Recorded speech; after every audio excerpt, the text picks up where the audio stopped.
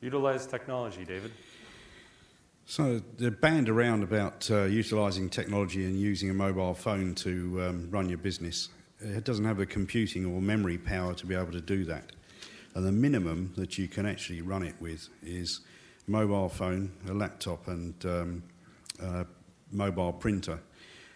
Unfortunately, tablets, although they're seen as great assets to have, are great for personal purposes, but actually when you're standing there in the pouring rain or it's freezing cold, they don't operate very well. And so also they have a lack of memory power in them and a lack of processing power to be able to actually operate a business effectively. And so I think that if you research it, you'll end up with the same conclusion that I did, that I have a little pile of tools on the seat of my motor that actually are the things that I started out with. I tried everything else at great expense and ended up with the same stuff that I picked the first time round. So research mobile technology. It is a thing now that is going to increasingly encroach on us, and so I would go ahead and just embrace it rather than try and shun it. Okay. Todd, there's more to your business than working on the horse. You guys already know a little bit of this. That's why you're here. Listen to Matt and David and all the things that they're saying.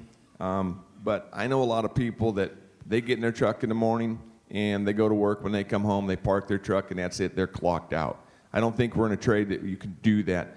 When it comes to tool maintenance, when it comes to swinging a hammer and learning to shape shoes or make shoes, do some things in the off time, make your life easier out there and better yourself in this profession. The old saying, work smarter, not harder.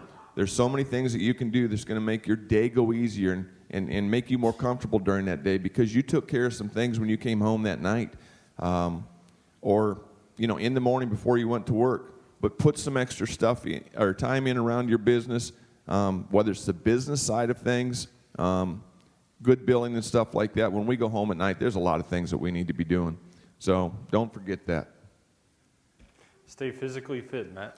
Stay physically fit. We heard Dr. O'Grady touch on it, was it yesterday morning? And it's not go, run a marathon.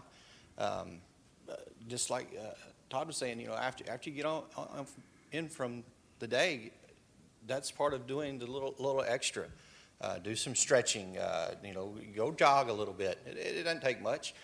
Talked to a gentleman this morning. We were talking about being here early. He said, I've been up since 5:30. I went and swam and ran this morning. I'm not going to do that.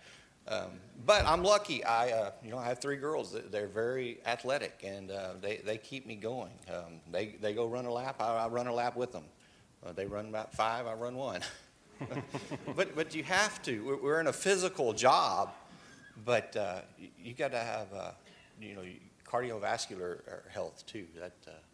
So stay fit. Okay, clear the clutter from your rig, David.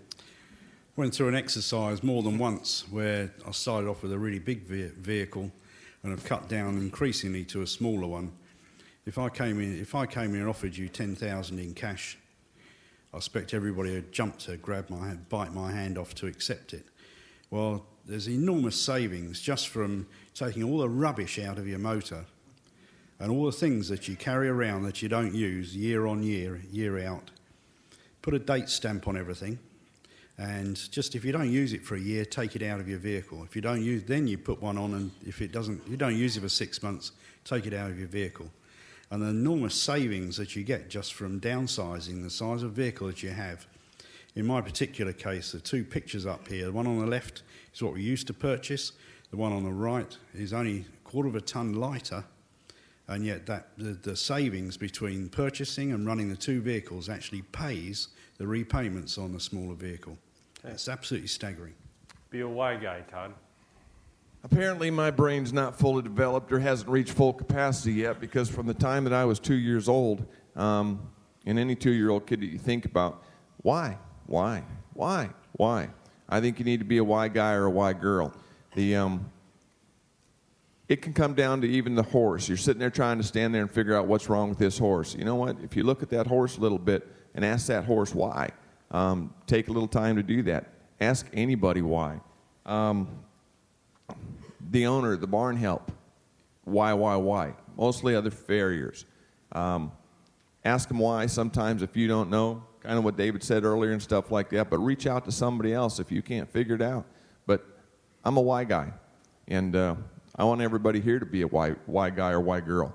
I think it's important. It's one of the best things you can do, but you better ask a lot of whys through this whole journey.